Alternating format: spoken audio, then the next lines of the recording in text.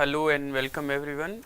In this lecture today we are going to discuss Swami Vivekananda, his life, philosophy, and the way he tried to revitalize Indian life. So through the works and writings of Swami Vivekananda, we will focus more on his ideas about revitalization of Indian life.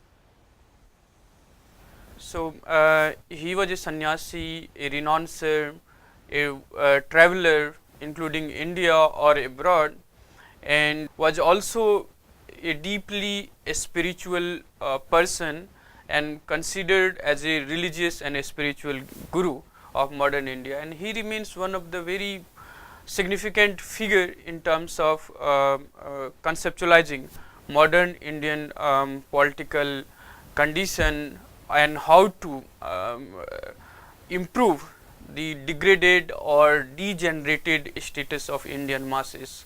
So, in Vivekananda and his philosophy, we find almost simultaneously two contradictory strands of politics or activism or thinking present simultaneously. On the one hand, he was deeply engaged with Vedic text or Vedanta or Hinduism, revival of Hinduism, and the spiritual search or search for truth, and also the experience or realization of God or divine in each one of us.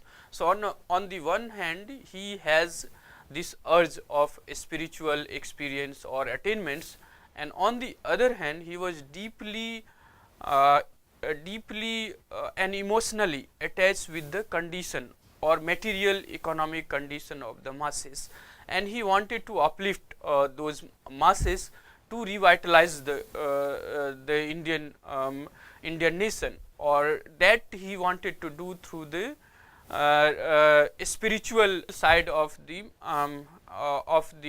human being or the individual. So, the spirituality which he considered as the basis for the regeneration of nation including India, and also to enable the possible or the cordial relationship between East and the West or other religions. So, the spirituality he defines not in a narrow religious sense of the term, but something which is broader, something which enables the man to connect with the larger self or the supreme self. So, this kind of thought we have examined and discussed when we have discussed Rabindranath Tagore, Aurobindo Ghosh, and to some extent in Raja Ram Mohan Roy also. So, Vivekananda represent that tradition, and he in a way was influenced by Raja Ram Mohan Roy and his approach to religion, spirituality, and also the scientific and rational articulation of religion,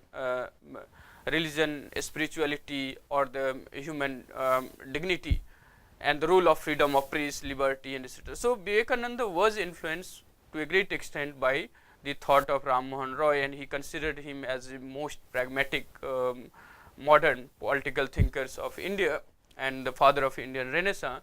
So, in Vivekananda and his thought, we will find all strands, and that becomes a challenge when you have selective interpretation of Vivekananda by different schools of political thought, be it conservative to radical to the Marxist to the socialist and many others. So, Vivekananda is open to different kind of interpretation because of this involvement and engagement with different and often contradictory issues and concerns in his life. So, he is not just a spiritual religious leader, but he was a sympathetic or very actively involved in the revival or improving the political, material and economic condition of the masses, and at the same time he is considered as the prophet of Indian nationalism. Many scholars argue because of his belief or faith in the revival of India, and that can lead to the spiritual enlightenment of the world as a whole. So he wanted India to assert as an independent country based on this spiritual side of its existence or its identity, and that can be the solid basis on which Indian nation can emerge and assert its independence, and human can attain or realize one's dignity. So Vivekananda's philosophy is in different directions. We are going to focus more on what he has to say on religion, and more so how religion and spirituality can be the basis of Indian nation, and how India can revitalize itself. So that's the focus of our lecture through Vivekananda. To begin with, we can understand his political or philosophical standing through this quotation by Sister Nivedita, where she writes that he was not politicians, he was greatest of nationalists. So politics, in a sense, for Vivekananda, the way it was practiced was something merely as a talk, or something which do not really help in the improvement or empowerment of the common masses. And he wanted to ensure and wanted to resolve or provide solution which will help in the improvement of the material condition of the large number of masses, not a kind of very limited group of people engaged in merely talk or discussion about the condition of the masses. So in that sense, he considered himself not as a politician, or politics he considered something narrowly defined as a nonsense which does not really lead to improvement of the masses. So he wanted the empowerment of the masses, and that he wanted to do through this spiritual or religious assertion or igniting of the divine presence in each one of the millions of Indians. So therefore his creed or his nationality was Indian. So he was deeply disturbed by the experiences he had while he was traveling length and breadth of the nation, meeting its a particular section of people well off and prosperous, but the millions of masses living in subhuman condition, and that becomes something which he wanted to resolve. And for that masses to fight against the British, fight against the oppression of any kind, that can happen only through the spiritual regeneration of the masses. So we'll discuss this point more. So in his thought, you see him as a greatest of the nationalist, and yet he was a spiritual and the religious leader. Vivekananda was one of the foremost nation builders of India, and his ideas greatly influenced many nationalist leaders, including Tagore, Nehru, Gandhi, and even in contemporary politics you see many politicians taking inspiration from Vivekananda and his writings, and especially for the youth of India.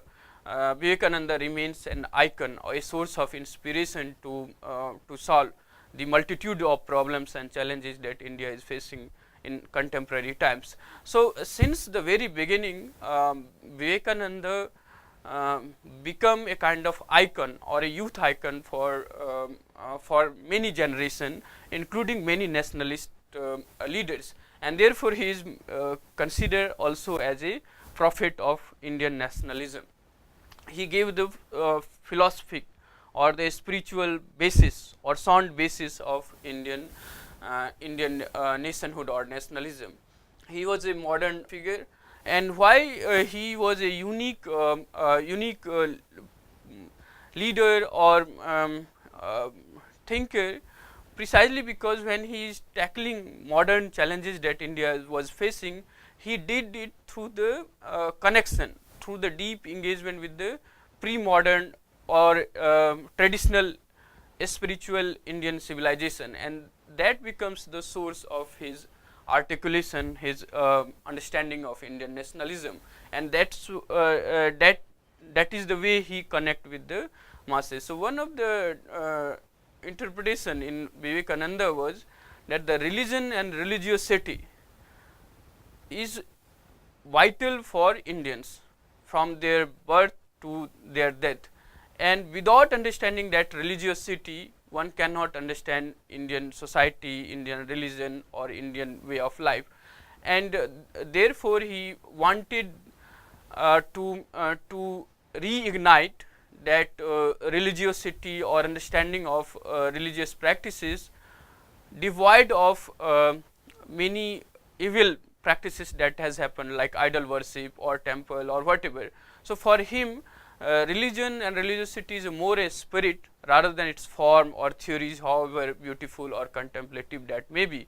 So Vivekananda connect with the traditional Indian self through his reinterpretation of Vedanta or Advaita Vedanta, which is also called practical Vedanta or new Vedanta, which we will discuss. So in that sense, Vivekananda gave the philosophical basis of Indian nationalism, and he continued to inspire many generation of national leaders, including many leaders in contemporary India. So in his thought, first he believed that movement and change were signs of life, and stillness is a sign of death or decadence.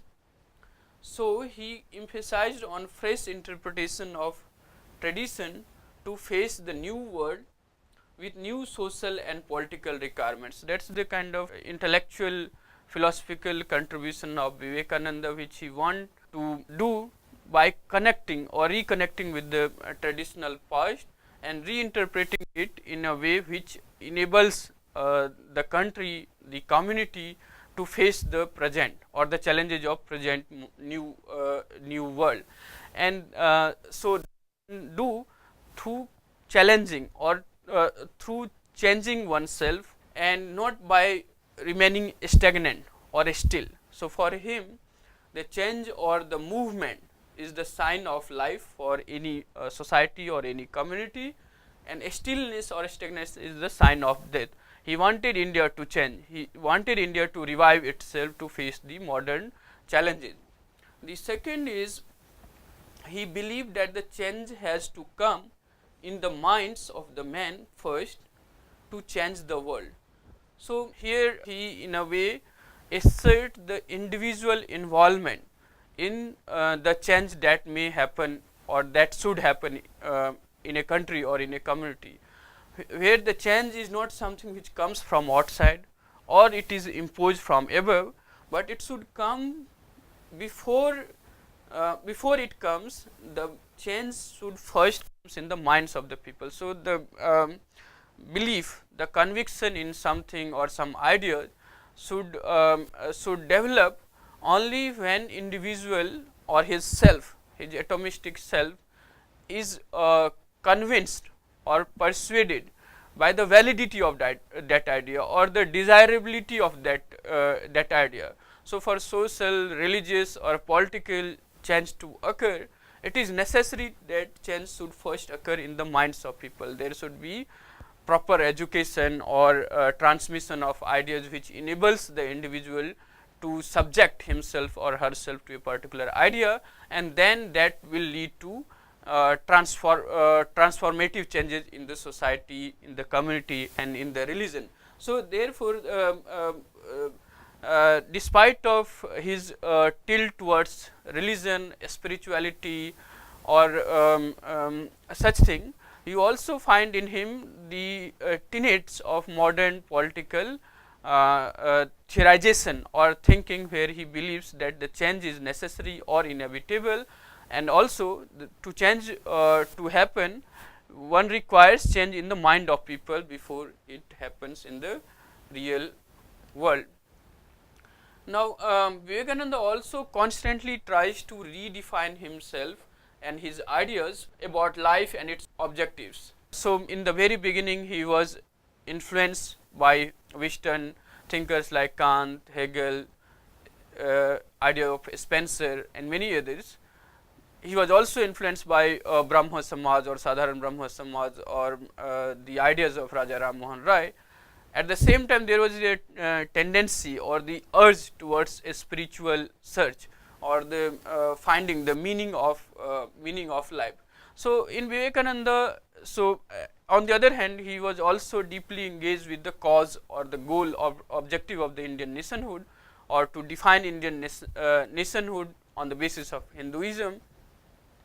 At the same time, he was also in favor of East-West dialogue or cordial conversation.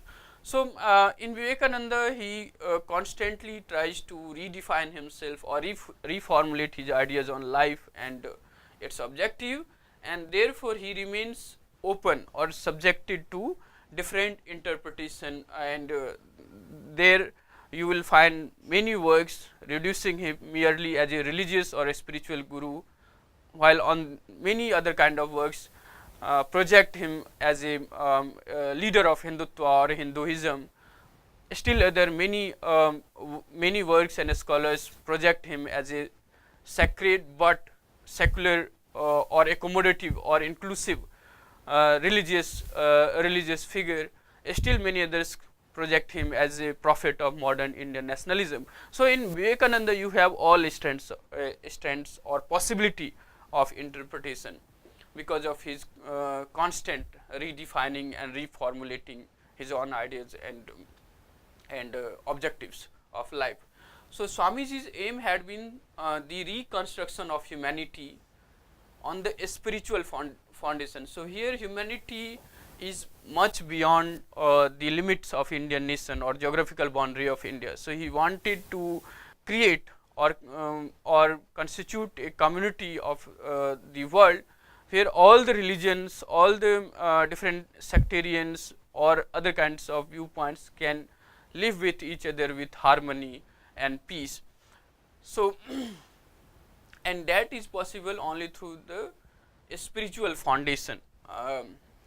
And he writes, and I quote, that let every man and woman and child, without respect of caste or birth, weakness or strength, hear and learn that behind the strong and the weak, behind the high and the low, behind everyone, there is that infinite soul, assuring the infinite possibility and the infinite capacity of all to become great and good. Let us proclaim to every soul, arise, awake, stop not till the goal is reached. So you may have come across this quotation, often quoted, re-quoted, argued, re-argued, interpreted, reinterpreted in so many walks of life. Arise, awake, and stop not till the goal is reached. So that becomes a famous quotation of Vivekananda and inspire a lot of students, youth and activist leaders. But it connects with the larger project Vivekananda was envisioning, that was beyond any kind of caste and creed, weakness or strength, high and low. He wanted everyone to realize that behind all of them, different caste, different creed, high and low, there is one infinite soul which assured the infinite possibility and infinite capacity of each one of them to become great and good. So this possibility of becoming great and good is not confined to a particular caste or a particular creed or a few selective individual, but it is open to all. Only thing is that everyone has to realize the presence of this infinite soul behind him, and when one realizes such existence, then one can attain this greatness and goodness. So he proclaimed that then every soul should aspire to arise first to acknowledge or to remember the presence of these souls, and then keep on thinking or articulating or engaging with that realization, and then continuously strive to reach that goal of becoming good and great, and that is possible for each one of us without any distinction of caste, creed and birth. So that is the message of Vivekananda for creating the world community or unity among different religious groups and all kind of sectarian belief systems. Now, to briefly discuss about his life and times, he was born in an aristocratic family in Calcutta in 1863, and he was greatly influenced by his own parents, where his father was more a kind of rational thinker or a kind of agnostic towards religious practices and belief systems, as was the case with many aristocratic family of their times, and his mother was of religious temperament. So, in Vivekananda also this belief in accepting something only when it is scientifically or rationally persuasive enough, and yet searching the true or the larger meaning of life comes from maybe his learning or his inspiration from his parents, where father was more rational, scientific or agnostic to religious thing, but mother was a more religious temperament. So, during his early years, he became familiar with Western philosophy and science and refused to accept anything without rational and pragmatic taste. So, Vivekananda developed that rational scientific outlook from the very beginning, and especially after his readings of Hegel, Kant, Herbert Spencer and many others. But at the same time, there was another part of his mind which was drawn to spiritual ideals, meditations and non-attachment, a kind of abstract, contemplative and speculative thinking about the larger meaning of life, larger objective of life. And yet he was also deeply influenced by the rational scientific method of explaining or understanding anything, including social, political and religious life. And from the early age, he developed some interest in debates and discussions about social reforms, religious reforms, meaning of life, nation, struggle for independence, and also joined Sadharan Brahma Samaj established by Raja Ram Mohan Roy and Freemasons laws.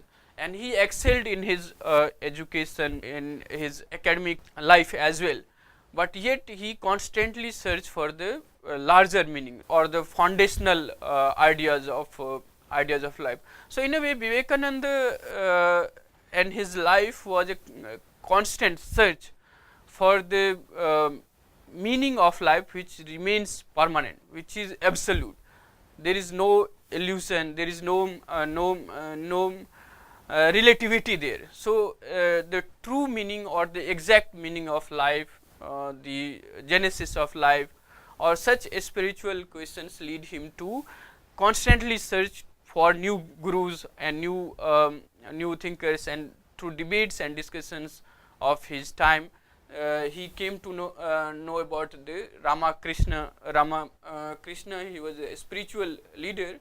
So, while searching for a man who could directly demonstrate the reality of God, so the search of God, what is in individual being which remains permanent, which transcend the limits of biological or the physical existence of human being.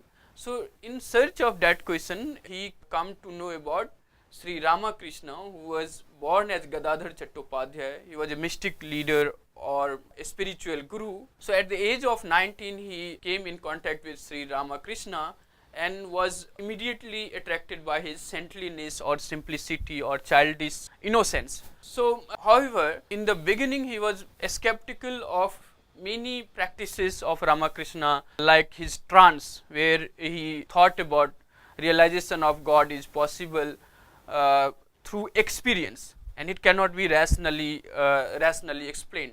So, for such kind of practices and beliefs in Ramakrishna, Vivekananda was very skeptical in the beginning, but gradually he became his disciple and admired his spiritual learnings and expertise.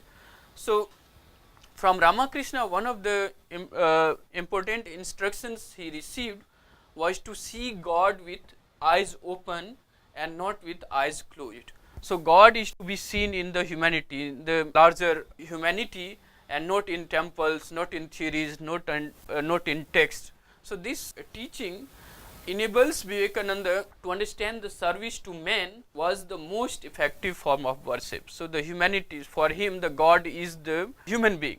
So serving the human being is equal to serving the God, or serving to greatest and most effective form of worship.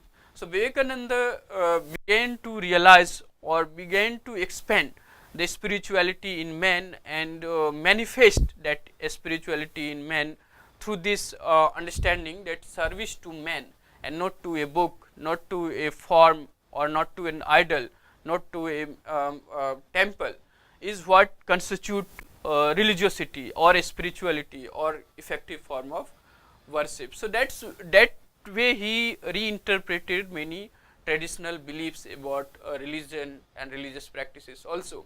So after the death of Ramakrishna, Vivekananda travelled all over India and became deeply distressed at the sight of the material degradation of the masses. And then he decided to dedicate his life to the upliftment of the common man. That becomes the lifelong objective of Vivekananda, where he wanted India to attain freedom, not just for the sake of freedom, but also to revitalize the infinite source of strength in each one of us, that is based on the spiritual side of it, and he constantly tries to awaken that spiritual side of the millions or teeming millions. So for Vivekananda, he was a great traveler, and he traveled length and breadth of country from Himalaya to Kanyakumari, and there is a rock in Kanyakumari which is also called Vivekananda rocks. And so he was not someone confined to the religious text or treatises, but also experiences life in its various mundane forms, and especially among the common materially degenerated masses. He wanted to revive them, empower them through the our spiritual awakening in their lives. So the Vivekananda that we are more familiar emerged around 1890s, and the Swami's wandering at that time was to know the condition of that time. So he was someone wanted to understand life in its various manifestations, including in different forms in India and also in abroad, and he took a journey to America for this purpose. In 1897, to spread the message of spirituality, he started Ramakrishna Mutt or mission at Vellore, which remains a very sacred place even today for many visitors from India and abroad to understand the lives and teachings of Vivekananda. They visit the Vellore Mutt in Kolkata, and 2 years later he set up the Advait Ashram in the Himalayas. He also wanted Vellore Mutt, which is the headquarter of the Ramakrishna mission, which is spread across the world in different continents. He wanted to turn it into a complete university where Western science and Eastern mysticism would be studied side by side. So here is Vivekananda, who is deeply embedded in the religious or the philosophy of Advaita Vedanta or Hinduism, was open to accommodate Western science and acknowledge the significance of modern science in the upliftment or the empowerment of the modern society.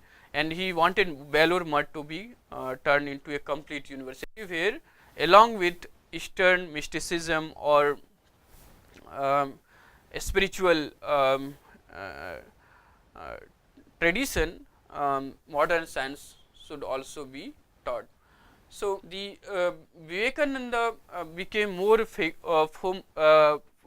famous or attained unparalleled fame of that time, because precisely because of this speech at the Parliament of Religions. And the basic message in this speech is this quotation which he takes from Indian spiritual text or treatises, where he quote that as different streams having their source in different places all mingle their water in the sea, so, O Lord, the different paths which men take through different tendencies, various through the appear crooked or straight, all lead to thee. So that means the life in its various forms, the practices, the road, the path that one follows, it ultimately leads to one and the same supreme being.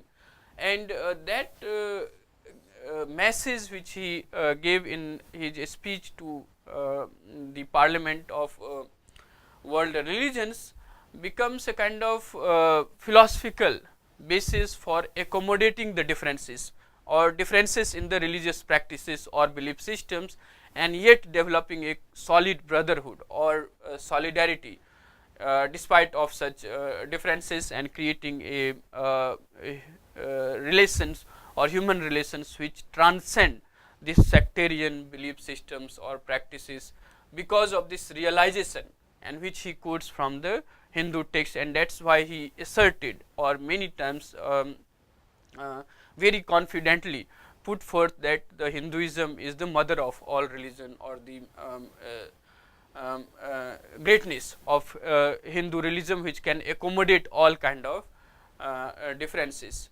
So Swami Vivekananda was when he went to this Parliament of Religion, he was a young unknown Hindu monk and delivered an important address about the universal tolerance. This universal tolerance can come only with the realization of the ultimate reality of all kind of life and belief system. So address about this universal tolerance at the first World's Parliament of Religions at the Art Institute of Chicago on September 11, 1893. His profound knowledge of Indian and Western philosophy, which he studied before he became a monk or world renouncer, and complemented with his profound knowledge of Indian spiritual or intellectual tradition, impressed the fellow delegates and scholars, and the American press gave him consistently good coverage. This was his first direct contact with the West, and during this time he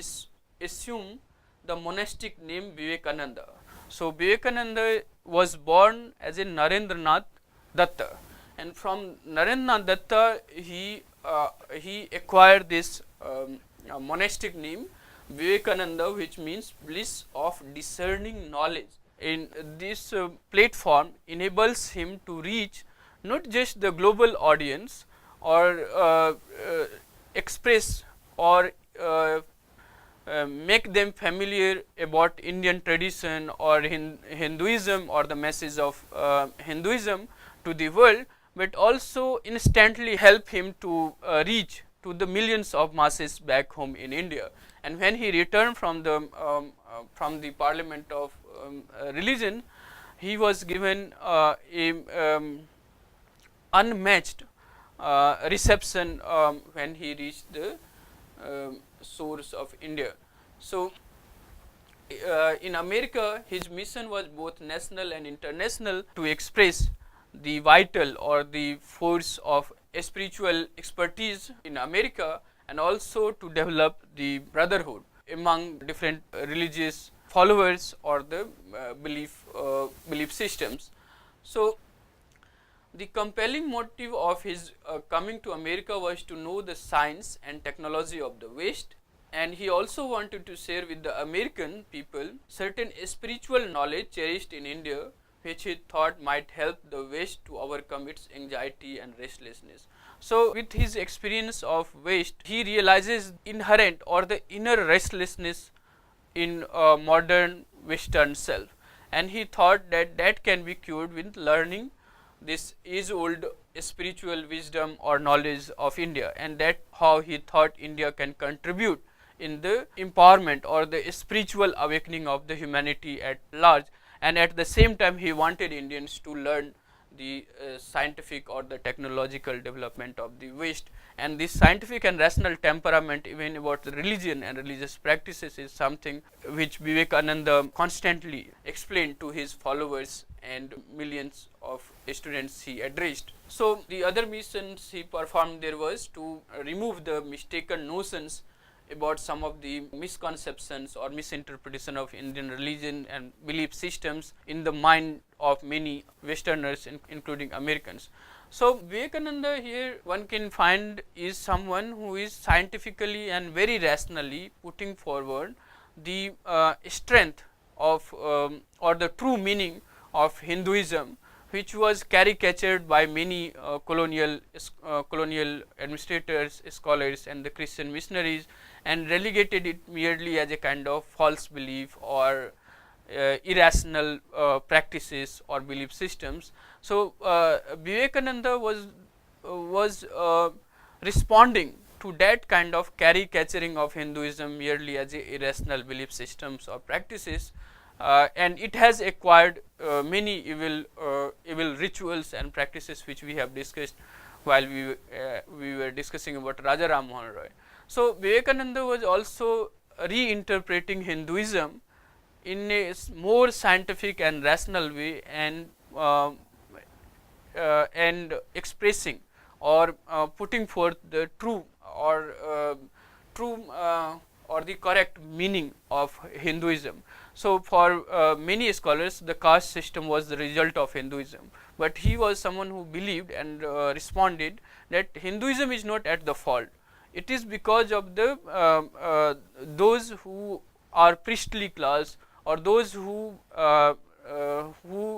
receive or profit from these kind of practices, they maintain this kind of hierarchy. In fact, Hinduism for him is something which ensures or sanction the highest dignity to the individual, despite of his caste and creed. So for Vivekananda, the task was to reassert or reinterpret Hinduism and distance it from the dogmas or many irrational beliefs and rituals which had developed after many centuries of degeneration or the foreign rule. So Vivekananda presented in a very simple language the philosophy of Advaita Vedanta.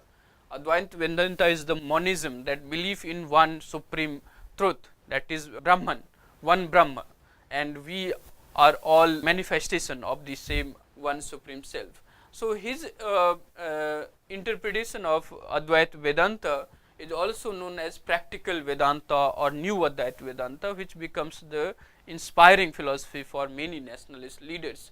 So in his views, man was no different from reality or God. It was just that his delusion did not allow him to gauge this supreme truth. He believed that a man's action and thoughts should be guided by principle of the divinity of the soul and the solidarity of mankind. So for him, and the way he interpreted Advaita Vedanta for millions and not just for a priestly class or a selected group, the understanding of man as the manifestation or connected with this supreme reality or God, this realization do not come to the masses because of their various delusions.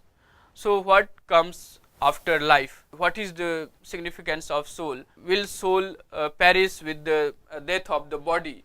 So these kind of discourses he explains through this understanding of man, which is not different from the reality or the God. So the man, he see God in man himself. So Nar Narayan, and such expression in Vivekananda comes from this kind of interpretation of man.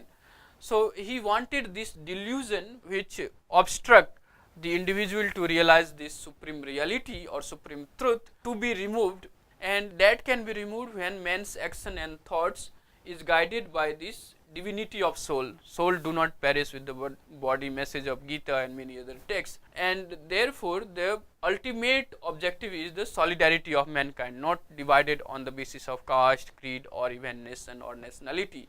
So that is his conception of man, which he considered as the manifestation of divine himself. And to remove the delusion, one has to guide one's action and thoughts and constantly engage or understand this divinity of soul, and that will then enable the individual to cross the boundaries of religion, belief systems, or the sectarian ideas about God and forms of God and etc., and develop the solidarity among the mankind.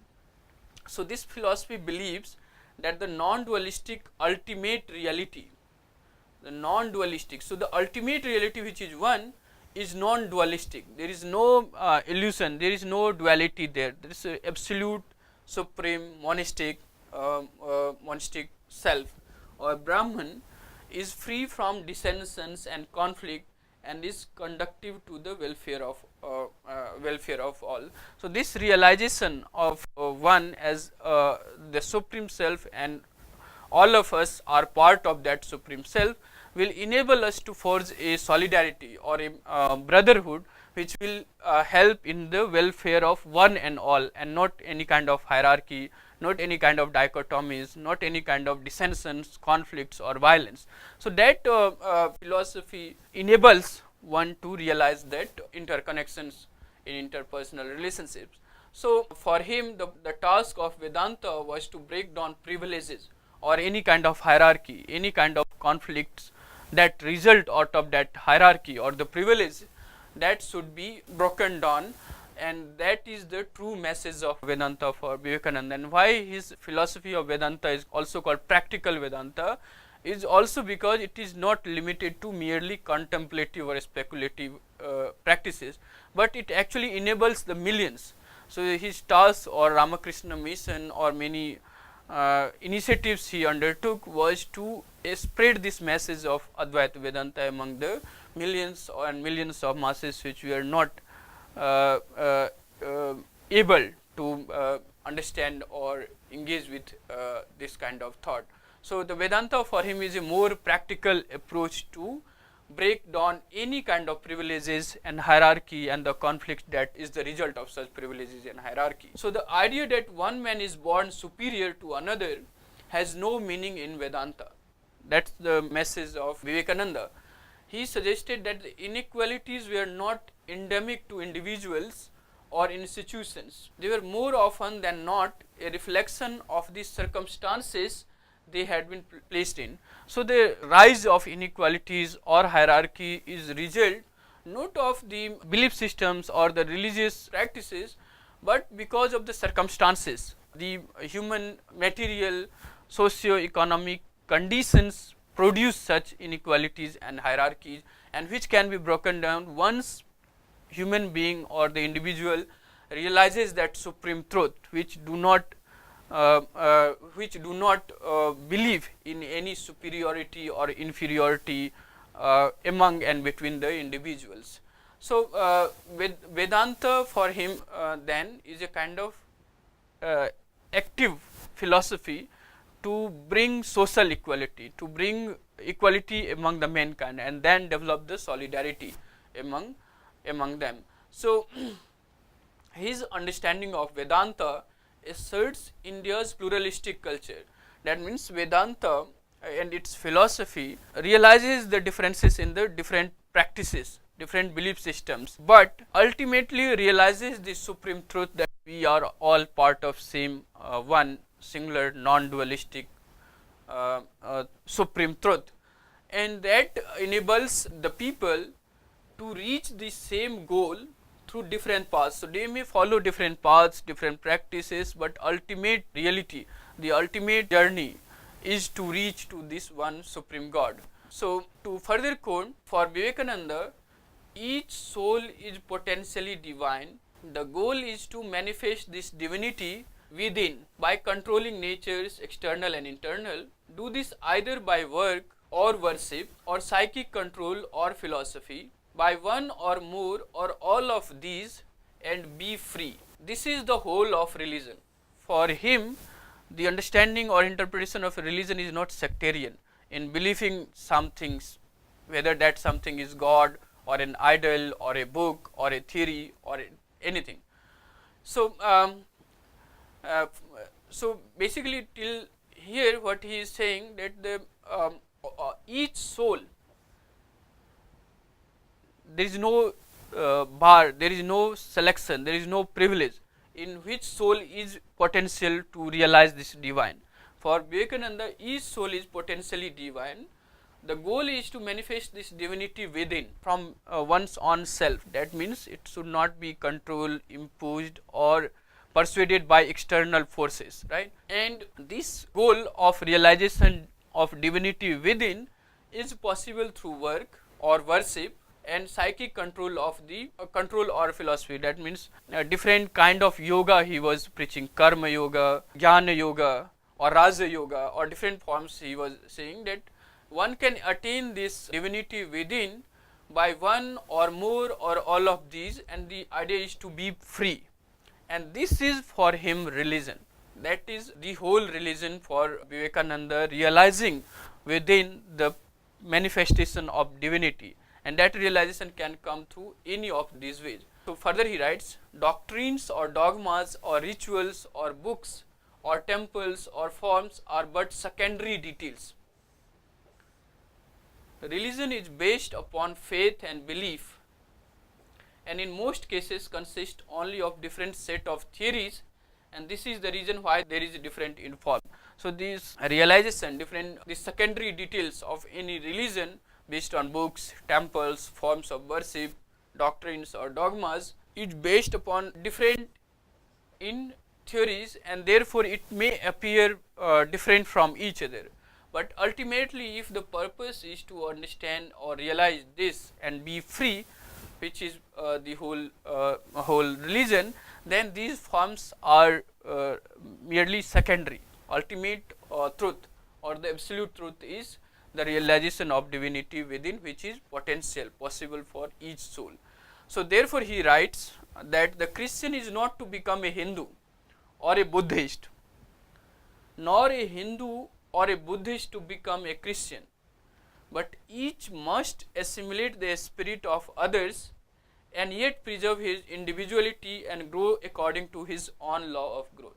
So that is how one can attain oneself, be free without converting to any other religion or any one form of religion which is considered as true religion. For him, these are different ways, different paths of realization. The ultimate objective is to realize the divinity within without any external intervention or controlling the nature. So for that, one need not to convert from one religion to other forms. So one form of worship to another form of worship will not help in realization of this ultimate truth. That comes only when one realizes from within this divine manifestation, and that is the basis of religion and spirituality in the individual life, in the life of community, or in the life of humankind, that Vivekananda was trying to preach through his reinterpretation of Advaita Vedanta, which is also considered as practical Vedanta. Many of his followers regarded him as the key founders of modern Hinduism, especially the revival of Hinduism and the belief and the self-confidence of the masses in the Hinduism as the basis of nation, as the basis of community. So in the first phase of Indian national movement, you will find many such religious or spiritual gurus reviving the true meaning or reinterpreting the ancient text to engage or to respond to the challenges of their time. So Vivekananda, however, was strongly critical of the traditional Hinduism. Traditional Hinduism, in a way, the way it was believed and practiced and ritualized, and monotony of such practices without connecting to the spirit or a spiritual side of it, Vivekananda was very critical of it. Yet through his reinterpretation and his message, he is considered as the founder of modern Hinduism. And there is some contradictory thinking or interpretation in Vivekananda writing also. So so first was that he was very critical of many practices and the ritualized behavior or monotony of such behavior. Again, when he thinking about the common scripture for India, he preferred the Vedas or the ancient texts or the Upanishads. However, he himself had once identified these as the authority recognized by the Hindus alone. So what would be the status of other treatises of other religion? So that's a kind of inconsistency in his writing. Despite claiming the Hinduism to be the mother and teacher of all other faiths, Vivekananda's project was to create a European society in India, which he called the India's religion. So for Vivekananda, the condition of the masses or the economic material condition of the masses was so worthless that he want the regeneration of India, which is possible by creating this European society in India, which will be a kind of combination of the ancient Indian heritage of a spiritual understanding or the wisdom on the one hand, and modern science and technology of the West on the other hand, and that combination can regenerate the degrading condition of millions of Indian masses. So he wanted to create this European society in India, which he thought was possible. So Vivekananda wanted to create a religion that was rational, linear, non-emotive and masculine. So the strength is life and weakness is death. So that kind of interpretation of religion or Hinduism leave very little space for disorder, chaos, pain, pleasure or emotions. So it was a Hindu world that was detached, abstract and ritually pure. So he wanted to create India spiritually strong by preferring to the masculine over say feminine or rational over say emotive or such things. So what we find in his interpretation that as Nainan Samrat pointed out, that not only did he interpret Hinduism to the West, but also interpreted it to India itself. So he interpreted Vedanta or Advaita Vedanta in such a way which will enables the Indian to respond to solve many of the contemporary challenges, and this is for him not merely for the contemplative exercise, it has the practical application in day-to-day material, political and economic life of the people. So by focusing on the ancient philosophic past of the Hindus, he was able to provide an alternative reformative view of Hinduism, which until then was viewed by India's colonial masters as a religion dominated by cult worship and many irrational practices. So foremost contribution of Vivekananda was the reassertion of the strength and capability of Hinduism to solve not just the degrading condition of the masses, but reignite the spiritual side of humanity, not just in India but also in the world. So contrary to the many colonial masters and their belief about Indian religions, especially Hinduism, which they thought as a kind of merely cult worship or consisted of many irrational practices, he provided an alternative reformist view of Hinduism in his practical Vedanta. And he was also someone who first introduced different practices of yoga to the West, and importantly Vivekananda's teachings inspired the struggle to free India from the oppression of the colonial rule. So the many scholars believe that his message or his work influenced a great many revolutionaries in India to lay down their life, to sacrifice their life, their material possessions for the sake of freedom of India from the colonial rule. So in addition to this, his introduction to the Vedanta branch of Hindu philosophy into America and Europe, Swami Vivekananda was influential in the revival of Hinduism in India in the 19th and early 20th century. So the true message of Hinduism he helped in transmitting in Europe or in America, but also he helped in the revival of Hinduism in late 19th century and early 20th century in India.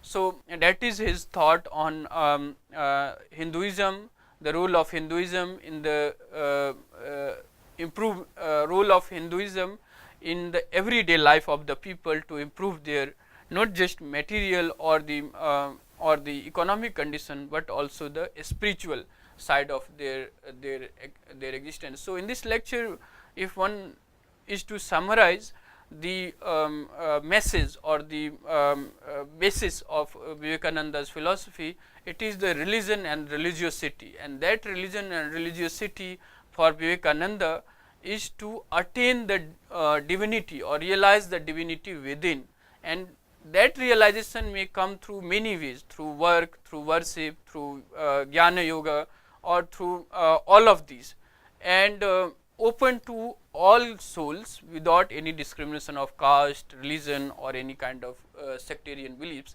And so all these forms ultimately lead to that realization which is for him the true meaning or objective of life for each human being. So on this lecture you can refer to some of these works like Vivekananda, Cultural Nationalism by Amia P. Sen, from Indian Political Thought, Themes and Thinkers by M.P. Singh and Himanshu Rai. Also Thinking, Community and Nation, Relevance of Vivekananda by Gange Mukherjee in India's International Center Quarterly, Volume 39, number 1. And also Swami Vivekananda Sanitary by Swami Nikhilananda, Philosophy East and West. Then Writing Vivekananda by Jyotirmay Sharma, and also From Vivekananda to Kalat by Madhuvanti Ghosh, Art Institute of Chicago Museum Studies. So these are some of the works which you can refer to, understand Vivekananda and his reinterpretation of Advaita Vedanta, or what is also known as new Vedanta. So that's all for today's lecture. Thanks for your patience. Thanks for listening. Thank you.